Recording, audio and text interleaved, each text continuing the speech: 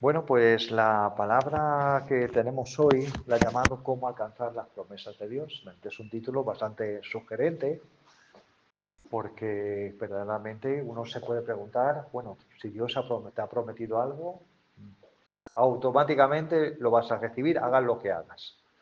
El segundo título es ¿cuáles son los condicionales para recibir las promesas de Dios? Porque la Escritura sí habla de condiciones para poder recibir aquello que Dios ha prometido. Es decir, que hay una parte en la cual estamos involucrados nosotros y no solamente la soberanía de Dios. ¿Vale?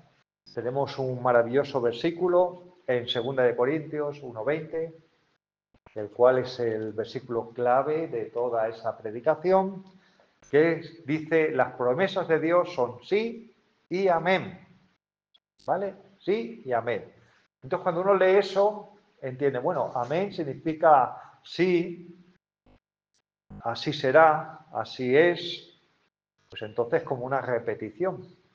Pero bueno, vamos a ampliar un poco el significado de la palabra amén. La palabra amén viene del hebreo emuná, que significa firme, seguro, estable. ¿Vale? Tres cositas. Aquello que es firme, aquello que es seguro, aquello que es estable. Así que cuando Dios dice algo y el pueblo dice amén, o lee la palabra y dices amén, estás diciendo que esa palabra es firme, es decir, que no tiembla, es segura de que no va a ser ahora sí, ahora no, y que es estable, es decir, que Dios no va a cambiar. Si le ha dicho algo, es algo que va a hacer, ¿vale? Ahora bien, la gran pregunta es si eso significa amén, el sí que es redundante, como decir dos veces las cosas para decirlas, para que sepa, para que sea más fuerte el significado, o el sí es condicional. Las promesas de Dios son sí y amén. Pues vamos a ver los sí condicionales de Dios para recibir promesas particulares. No estamos hablando profecías mesiánicas, no estamos hablando cosas que Dios ha determinado acerca del futuro de la humanidad, que van a pasar sí o sí, sino promesas en particulares para nuestra vida. Esos sí condicionales para ver cómo funcionan o no funcionan.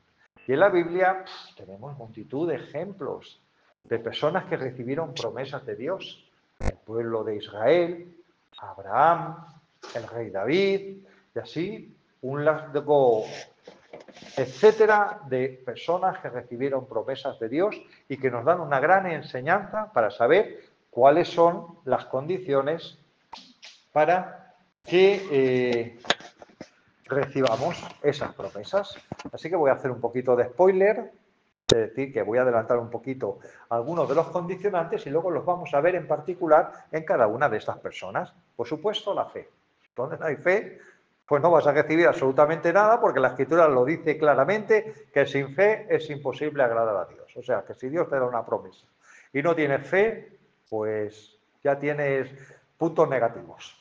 Otra, por supuesto, es la obediencia, porque si Dios te promete algo y tú haces todo lo contrario, es decir, Dios te promete, tengo para ti un hombre de Dios, una mujer de Dios, vamos a poner, y tú empiezas a salir con personas del mundo que no creen en Dios, pues ya estás desobedeciendo, muy difícilmente va a ser que vayas a recibir esa promesa. Otra condicionante es el luchar. Las promesas de Dios están en un contexto de guerra y de lucha, y muchas veces hay muchos enemigos para que se haga la voluntad de Dios. Y ahí tenemos, por ejemplo, un ejemplo muy claro en el pueblo de Israel, queriendo entrar en la tierra prometida y toda la oposición, la lucha interna, externa, falsos profetas y todos intentando que no se cumple la voluntad de Dios. La reflexión es, si Dios había dicho que iban a entrar, ¿por qué tanta lucha? Bueno, pues porque estamos en un mundo espiritual donde hay una guerra espiritual. Así que el que Dios haya prometido algo no significa que no vaya a haber lucha, porque la tienes asegurada. Que va a haber lucha, va a haber combate por recibir esa promesa.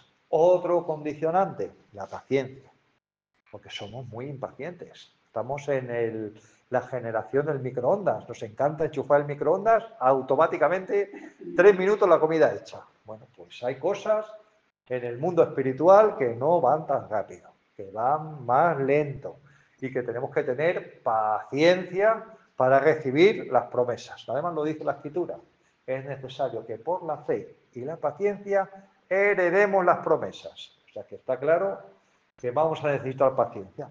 Y lo quinto es ser perseverantes. ¿Qué es ser perseverante? Pues ser cabezota, pero las cosas de Dios.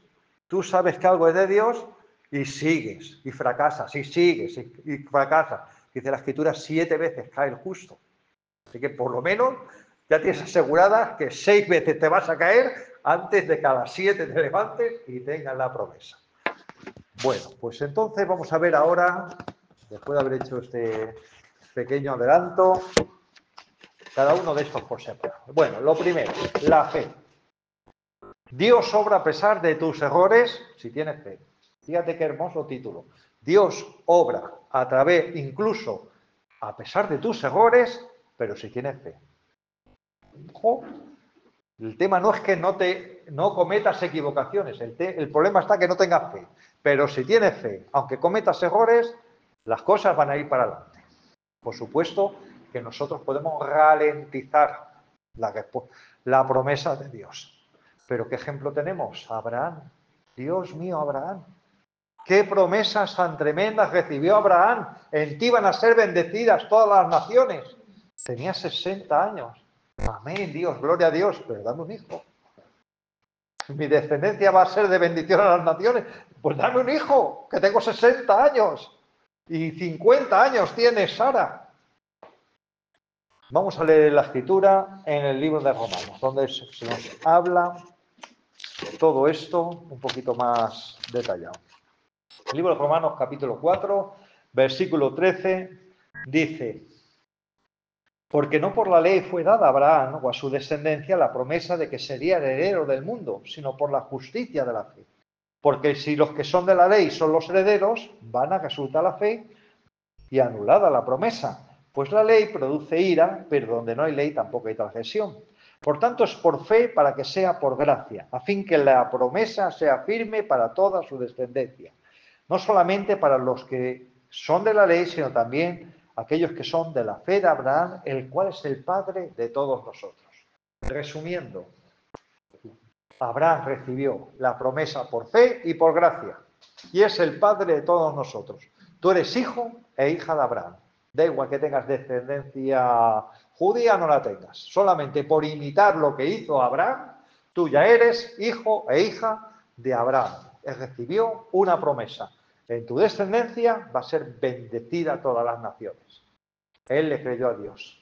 Dice la Escritura que le fue contado por justicia. Eso es lo que determina que Abraham sea tan importante, porque le creyó a Dios, tuvo fe y actuó en consecuencia. Actúa en consecuencia. Deja tu casa y tu parentela. Te vas a ir donde yo te mande y no sabes, tienes ni idea dónde es. Bueno, Señor, voy para allá. Sigue diciendo, en el 17, como está escrito, te he puesto por padre de muchas gentes delante de Dios, a quien creyó, el cual da vida a los muertos y llama las cosas que no son como si fuesen. Otra cosa que nos dice, tu fe va a ser probada. Quien diga que su fe no ha sido probada, no sabe de lo que habla. Abraham fue probado, primero en esperar, desde los 60 hasta los 99, casi los 100, 40 años esperando. Nosotros, Dios nos da una promesa y tarda 4 meses y ya estamos por de los nervios. 40 años esperando la promesa que se cumpliera. Y cuando ya vino, ¿qué le dijo al ángel? Bueno, ¿qué hizo Sara? Sara se echó a reír delante de Dios. Y Dios le dijo, ¿sabes una cosa? El que ríe último ríe mejor. Dentro de un año voy a volver y vas a tener un hijo. Bueno, se quedó calladita. Cuando nació el hijo, dijo, te voy a poner risa, porque de verdad que Dios me ha hecho reír. Isaac significa risa. Entonces, el que ríe el último, ríe mejor. Y Dios sabe reír mucho mejor que nosotros.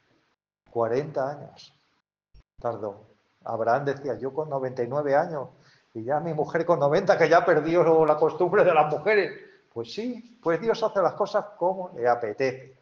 Pero luego fue probado, porque cuando Dios le dijo, ve y sacrifícame a tu hijo, se quedó así diciendo, pero bueno, Dios, tú imagínate la cantidad de argumentos, pero si tú me has prometido que mi hijo vas a bendecir a las naciones de mi descendencia, ¿cómo lo voy a sacrificar? Pero ese versículo nos dice que él creyó diciendo, Dios es capaz de levantarlo de los muertos. Mira, Señor, tú me lo dices, lo voy a hacer, aun de los muertos lo vas a ser capaz de levantar. Eso es lo que hace tan grande, tal ejemplo, el de Abraham. Dice el 18, él creyó en esperanza contra esperanza para llegar a ser padre de muchas gentes conforme a lo que se le había dicho, así será tu descendencia.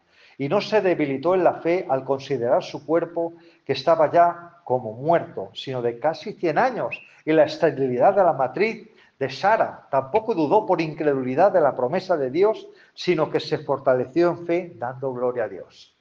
Aquí tenemos algunos de los enemigos para que tú recibas las promesas de Dios. Una, la incredulidad.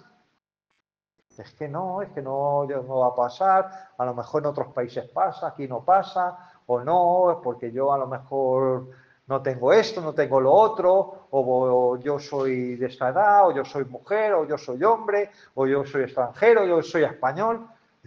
Tú puedes tener los argumentos que quieras, pero si tú te fortaleces en el Señor y le das gloria, vas a recibir las promesas suyas en el tiempo suyo. Dice el 21, plenamente convencido de que era también poderoso para hacer todo lo que había prometido, por lo cual también su fe le fue contada por justicia. Entonces aquí tenemos un hombre que recibió la contestación y las promesas de Dios por la fe. Vamos a ver el segundo condicionante. Si eres obediente, está claro que Abraham obedeció. ¿Qué hubiera pasado si Abraham se hubiera quedado en Ur de los Caldeos, viviendo en una ciudad que en esa época, aproximadamente el 3000 a.C., hace 5000 años, tenía agua corriente? No, agua corriente no, ya estoy exagerando, pero sí tenía alcantarillado. O sea, ¿tú sabes lo que es hace 5000 años una ciudad con alcantarillado? O sea, tenía su comercio, tenía sus edificios, tenía su ley. Vete tú ahí a atravesar el desierto como un beduino a una tierra por ahí desconocida. Pero él obedeció. A veces Dios te va a mandar que hagas cosas que te van a exigir el pagar un precio. A veces dejar un país, a veces dejar tu ciudad, a veces tu comodidad, a veces dar pasos de obediencia y de fe sin saber qué me va a pasar. Solamente sabes que Dios quiere que lo hagas. Pues eso le pasó a Abraham. Pero nos vamos a centrar en el pueblo de Israel. El pueblo de Israel tenía una promesa grandísima. Os he dado la tierra de Canaán. ¡Wow! Menuda promesa. Pero ahora llegan los espías y le dicen, uy, Dios mío, qué hermosa tierra, leche y miel, fluye leche y miel. Pero hay gigantes, hay ciudades amuralladas, hay gente fuerte y poderosa. No vamos a poder con ellos. Va a haber impedimentos. El que haya impedimentos no significa que no sea la voluntad de Dios o que no sean las promesas de Dios. Pero va a haber gigantes, va a haber murallas, va a haber montañas y tú vas a tener que enfrentarte a los temores, a los miedos de eso que está puesto delante de ti. Vamos al libro de Números, al capítulo 1, versículo 23, donde nos habla lo que hizo el pueblo de Israel cuando le contaron el informe tan negativo que le trajeron los espías. Números 1, versículo 23. Perdón. Números no, Deuteronomio.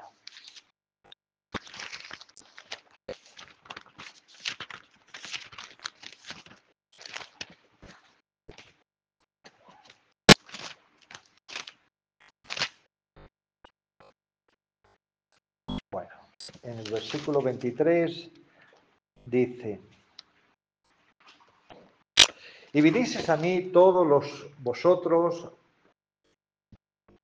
el 22, y dijisteis: enviemos varones delante de nosotros que nos reconozcan la tierra y a su regreso nos traigan razones del camino por donde hemos de subir y de las ciudades a donde hemos de llegar. Y el dicho me pareció bien y tomé 12 varones de entre vosotros, un varón para cada tribu, y los encaminé y subieron al monte y llegaron ante el valle de Escol y reconocieron la tierra. Tomaron en sus manos del fruto del país, nos lo trajeron y nos dijeron: es buena la tierra que Jehová nuestro Dios nos da. Lo que Dios tiene preparado para ti es bueno, pero no va a ser sin lucha, sin combate y sin que te esfuerces y seas valiente. Dice el 26, sin embargo, no quisisteis subir, antes fuisteis rebeldes al mandato de vuestro Dios. Dios te puede prometer cosas maravillosas, pero tú puedes ser rebelde a todo ello. Y verdaderamente, por desgracia, encontramos muchas personas que Dios le dio dones, le dio ministerios, le dio capacidades preciosas para edificar a su iglesia y decidieron coger todo eso y tirarlo al tubo de la basura y ser rebelde a lo que Dios les había dicho.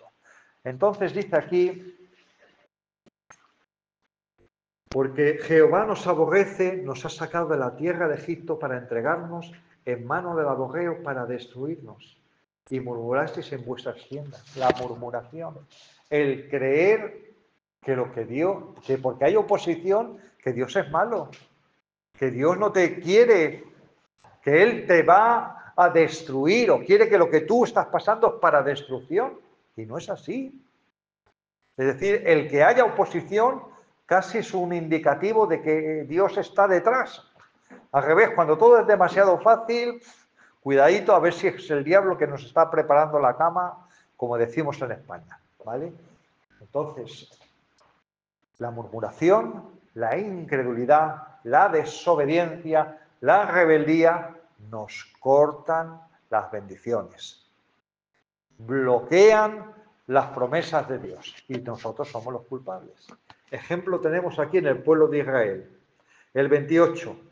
¿A dónde subiremos? Nuestros hermanos han atemorizado nuestro corazón diciendo: este pueblo es mayor y más alto que nosotros, las ciudades grandes y amuralladas hasta el cielo. Y también vimos allí a los hijos de Anás, que era una familia de gran altura, y que lo mismo Goliat era de la familia de esta gente, de la familia de Anás. Gigantes, murallas, montañas, dificultades y temor.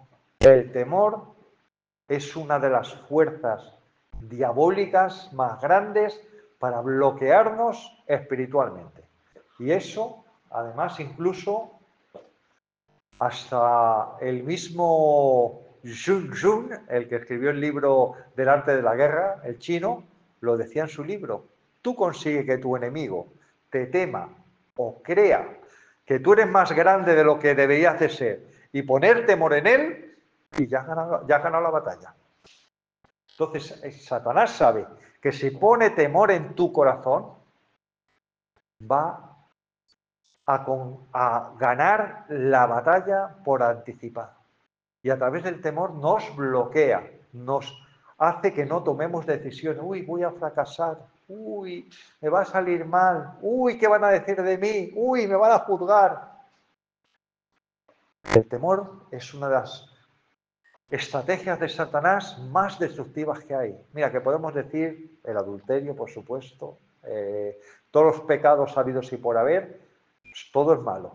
Pero el temor es el que menos energía le produce a Satanás introducir solamente un pensamiento en tu mente, una idea en tu mente, pero consigue, si le haces caso, mucho mal. Pero tenemos aquí dos personas que marcaron diferencia: Josué y Caleb. Josué y Caleb estaban entre los 12 espías, vieron lo mismo que ellos, pero reaccionaron de otra manera. Incluso de aquí puedes sacar cierta estadística. Ante la misma cosa, el 80% va a decir una cosa y va a haber un 20% que va a decir otra. Ahora bien, que la mayoría dé una opinión acerca de cierto asunto no significa que tengan la razón. Para nada. Hay un experimento psicológico que se hizo allí en Estados Unidos, en lo cual había 5 personas y ponían a 4 diciendo, vamos a poner, las sillas son verdes. Y metían a una persona allí dentro del grupo y le preguntaban a cada uno, ¿de qué color es la silla? Verde. ¿De qué color es la silla? Verde. Cuando llegaban a él, la persona decía verde. Y pues sí, es vagón, la silla fue negra. Solamente por el poder de la influencia del grupo ahí. Todos decían que era verde, pues estaría yo equivocado. Bueno, pues hay gente que no es así. En este mundo tenemos que ser distintos. Hay gente que, un 20% que dice, bueno, pues vale, hay gigantes, vale, no vamos a negar la realidad, pero sí, vamos a enfrentarlos de una forma distinta. Y dice en el 29, entonces os dije, no temáis, no tengáis miedo. Jehová nuestro Dios, el cual va delante de vosotros, Él peleará por vosotros, conforme a todas las cosas que hizo por vosotros en Egipto delante de vuestros ojos. Aquí está hablando Moisés. Jehová va a estar delante vuestro. ¿De qué forma podemos combatir el temor? Recordándonos las promesas que Dios ha hecho, recordándonos las cosas que Dios ha obrado en el pasado. Si Dios ya me sacó de 80 cosas peores, me va a sacar de esta. Si Dios ya lo hizo con el pueblo de Israel, lo va a hacer también conmigo. El poner tú las promesas de Dios delante tuyo marca la diferencia. Vamos a otro versículo.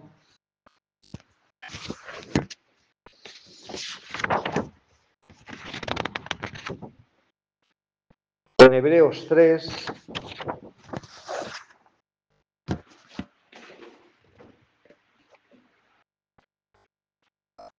versículos 7 al 13.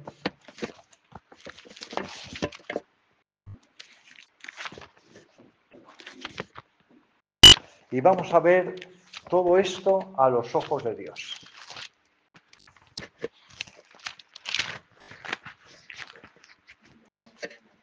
En Hebreos 3, versículo 7, dice, por lo cuanto, dice, ¿cómo dice el Espíritu Santo? Si oyereis hoy su voz, no endurezcáis vuestros corazones como en la provocación, en el día de la tentación en el desierto. ¿Quién estaba escuchando estas palabras? El Espíritu Santo, que es Dios. ¿A quién estaba tentando? A Dios. ¿A quién estaban provocando? A Dios. Dice, si oyes hoy su voz, no endurezcas tu corazón. Una de las cosas que hace que no recibamos las promesas de Dios es endurecer nuestro corazón o provocar a Dios. Porque si Él te ha prometido algo, es algo que es bueno, es algo que es por tu bien. Pero a veces Dios retrasa su promesa a que nosotros las tengamos por tardanza. Porque espera un cambio en nosotros. A veces las promesas de Dios nos tienen que preparar antes el corazón. Tenemos que estar preparados para recibir las promesas de Dios. Es muy bonito decir, Señor, prospérame, bendíceme, multiplica mi economía. Pero el Señor sabe que si antes no cambia tu corazón, te vas a apartar tras las vanidades. Vas a poner como un ídolo el dinero. Exactamente lo mismo para la promesa de un marido, la promesa de una esposa, promesas de avances en lo familiar, en lo laboral, en lo empresarial, lo que sea. Antes de recibir una promesa hay que preparar el corazón. ¿Qué le pasó al pueblo de Israel? Que no tenía el corazón preparado. Constantemente su corazón estaba en Egipto. Constantemente estaban pensando, mejor estábamos en Egipto que aquí. Imagínate, vamos, ¿cómo se sentiría Dios Cada vez que escuchase, mejor estábamos en Egipto. ¡Ay, qué ollas! Las ollas de Egipto, llenas de carne. Y luego latigazos, pum, pum, pum, ahí en la espalda. Pues tenemos que cambiar el corazón.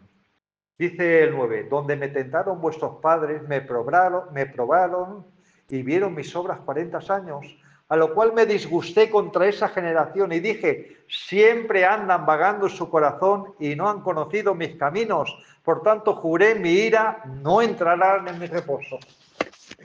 O sea, que toda una generación perdió su vida vagando en el desierto porque vagaban también en su corazón.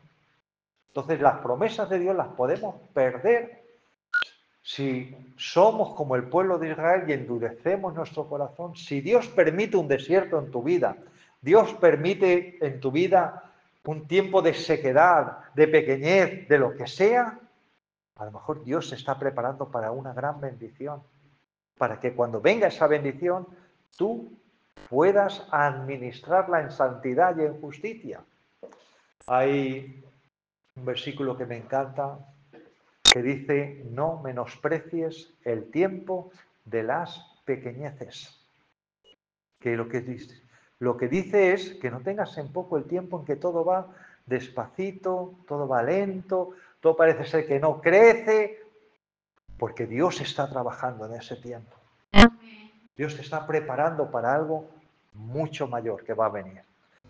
Pero tenemos a nuestros amigos Josué y Caleb que marcaron diferencia. Hemos visto la fe, hemos visto la obediencia y ahora vamos a ver el ser luchador, porque verdaderamente Caleb y Josué estaban hechos de otra pasta distinta al pueblo de Israel. Y Dios quiere que seamos como ellos. Seamos como Josué y Caleb y no seamos como el pueblo de Israel. Vamos al libro de Números, capítulo 14.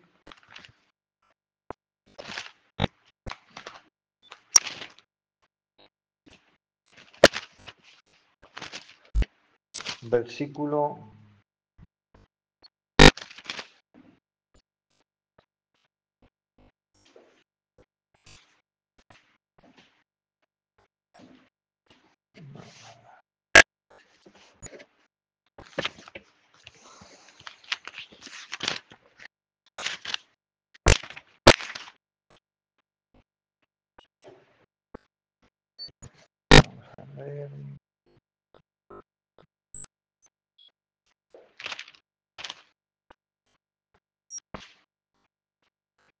Versículo 5 dice, entonces Moisés y Aarón se postraron sobre sus rostros delante de toda la multitud de la congregación de los hijos de Israel. Y Josué, hijo de Nun, y Caleb, hijo de Jefone, que eran de los que habían reconocido la tierra, rompieron sus vestidos y hablaron a toda la congregación de los hijos de Israel diciendo, la tierra por donde pasamos para reconocer es tierra en gran manera buena. Si Jehová se agradare de nosotros, nos llevará a esta tierra y nos la entregará. Tierra que fluye leche y miel. La fe en que Dios te va a entregar, te va a responder, es la que va a marcar la diferencia. Ellos dijeron, Dios va a ir con nosotros, Dios nos va a responder. Eso es lo que marca la diferencia, que Dios está contigo. Y dice después, por tanto no seáis rebeldes ni temáis al pueblo de esta tierra, porque nosotros los comeremos como pan, su amparo se ha apartado de ellos y con nosotros está Jehová. No lo temáis. Este es el único argumento, que el Señor está con nosotros. Y Josué y Caleb dijeron, esto va a ser como pan comido. No veían las montañas, no veían los gigantes, no veían las murallas, claro que sí, pero sabía que había alguien detrás. Como dice una frase maravillosa que dice, no temas el desafío que tienes por delante, porque mayor es el poder que te respalda. Cuando tú te pones de rodillas delante de Dios, hay un poder espiritual, hay un respaldo en tu vida que ni te puedes imaginar. Tiembla Satanás cuando tú doblas tus rodillas delante de Dios. porque sabe que como estés en la voluntad de Dios, reclamando las promesas de Dios, porque las promesas de Dios hay que orarlas, hay que pelearlas en oración, no porque Dios no quiera dártelas. Es que entre la voluntad de Dios y esta tierra donde estamos hay un mundo espiritual de maldad oponiéndose y buscando hacer todo lo posible para que esas promesas no se hagan realidad. Yo te puedo dar multitud de ejemplos en mi vida. Todas y cada una de las cosas que me han pasado intentando quitarme la fe, quitarme las ganas de continuar, quitarme las ganas de tomar decisiones para hacer cualquier cosa que le agradara a Dios, buscando apartarme por un camino, apartarme por el otro, de todo.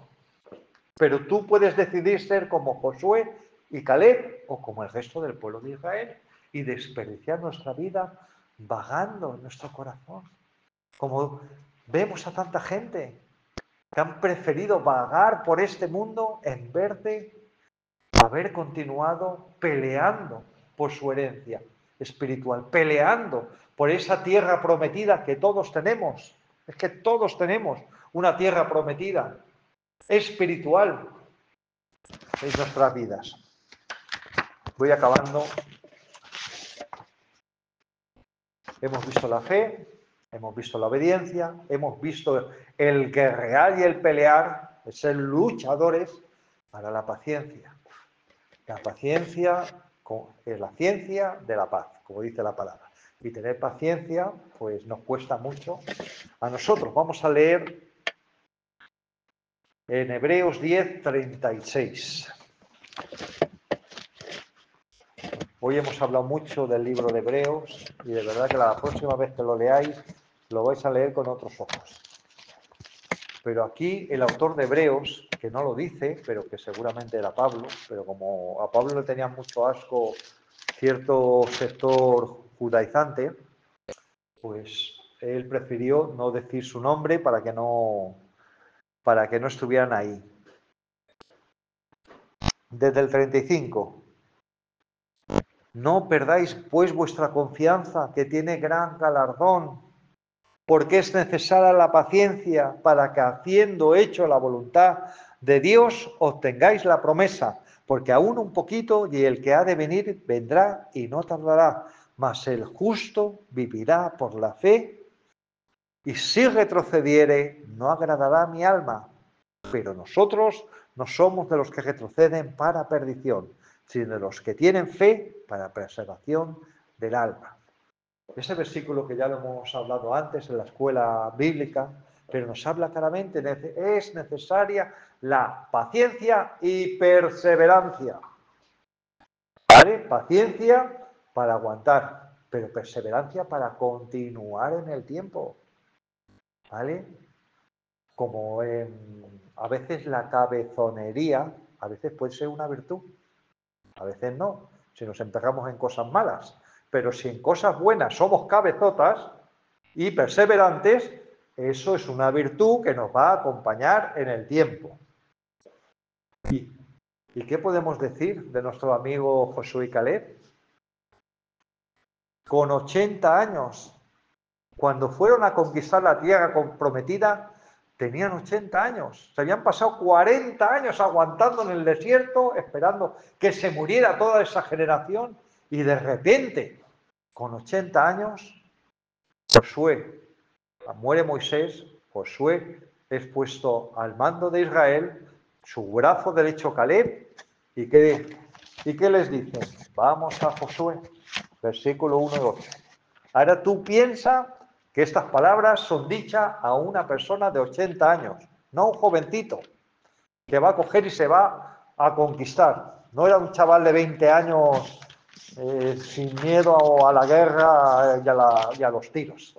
Era un hombre de 80 años que seguro que le dolía la espalda, seguro que tendría sus achaques, pero dice aquí en Josué 1:5, nadie te podrá hacer frente todos los días de tu vida. Como estuve con Moisés, estaré contigo. No te desampararé ni te dejaré. Esto es una promesa hecha a un hombre de 80 años.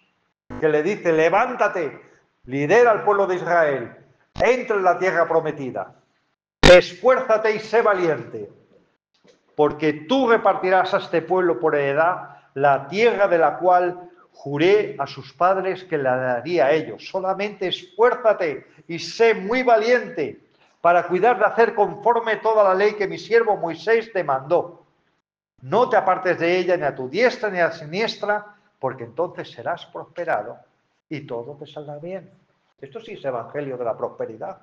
Si tú te esfuerzas y eres valiente en obedecer las cosas que Dios ha dicho, entonces las cosas te van a salir bien.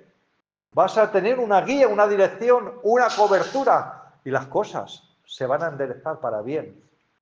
Y luego dice el 8, nunca se apartará de tu boca este libro de la ley, sino que de día y de noche meditarás en él para que guardes y hagas conforme a todo lo que en él está Cristo, porque entonces harás prosperar tu camino y todo te saldrá bien. Mira que te mando que te esfuerces y seas valiente. No temas ni desmayes, porque Jehová tu Dios estará contigo en donde quiera que vayas.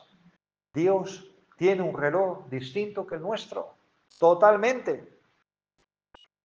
El libro de Éxodo, cuando Dios llama a Moisés, lo llama con 80 años. Ese libro se puede llamar también La vida empieza a los 80 años. Dios mide el tiempo de otra manera. Josué y Caleb tenían 80 años.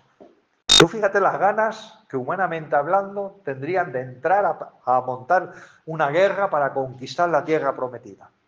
Pero le dice, esfuérzate y sé valiente, no temas, yo estoy contigo. Dios tiene un reloj distinto que el nuestro. A veces Dios puede hacer con nuestra vida con 80 años cosa que no podía hacer con 40. Con 40 no estaba preparado Moisés, con 80 años, después de cuidar 40 años a las cabras, estaba preparado para hacer la obra que Dios le mandó. Y ya, acabando ya, vamos a Hebreos otra vez. Maravilloso libro el de Hebreos. ¿Cuántas cosas nos enseña este libro? Hebreos 3:14. Los pobres hermanos de origen hebreo, la que estaban pasando en esa época.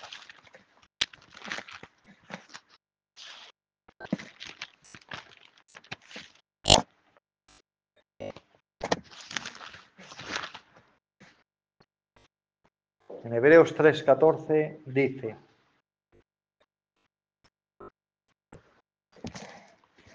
porque somos hechos participantes de Cristo con tal que retengamos firme hasta el fin nuestra confianza del principio. Que retengamos hasta el fin, es que lo dice claro, porque alguno por el camino se pudo haber perdido. La esperanza, la fe, la obediencia, la paciencia, tanta serie de cosas. ¿Cómo alcanzar las promesas de Dios? Pues teniendo la fe de Abraham. Sigue el ejemplo de Abraham. Obedece como Josué y Caleb obedecieron y se esforzaron y fueron valientes. Porque hasta para obedecer a Dios hay que esforzarse y ser valiente. Muchas veces no entendemos que la unción viene después de la obediencia, no antes.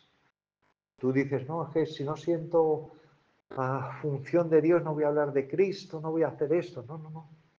Dios te ha dicho que hagas algo, hazlo y va a venir la unción detrás. Si eso es de Dios, la unción va a venir detrás para hacer lo que sea que Dios te haya llamado a hacer, sea enseñar, sea compartir el Evangelio, sea lo que sea. La unción te va a venir después que tú has dado el primer paso para obedecer. Sé paciente y haz la voluntad de Dios, porque paciencia nos cuesta. Y hacerla además en el tiempo, mantener esa paciencia a lo largo del tiempo, cuesta mucho y a veces nos desviamos y perseveremos hasta el fin. Porque los que van a recibir la corona de vida van a ser los que lleguen hasta el final. Sabéis que la corona de laureles era algo de los griegos. Los griegos en los, ¿cómo era eso? Las Olimpiadas, el que llegaba le ponían una corona de vencedor. La misma palabra viene en el libro de Apocalipsis. Esa corona de vida es la corona de vencedor, de haber llegado al final a la meta, que nos la pongan en la cabeza y decir, he acabado mi carrera, he llegado al final. Pues que todos, en la voluntad de Dios y con su amor y misericordia, tengamos también esa corona. Amén. Vamos a orar.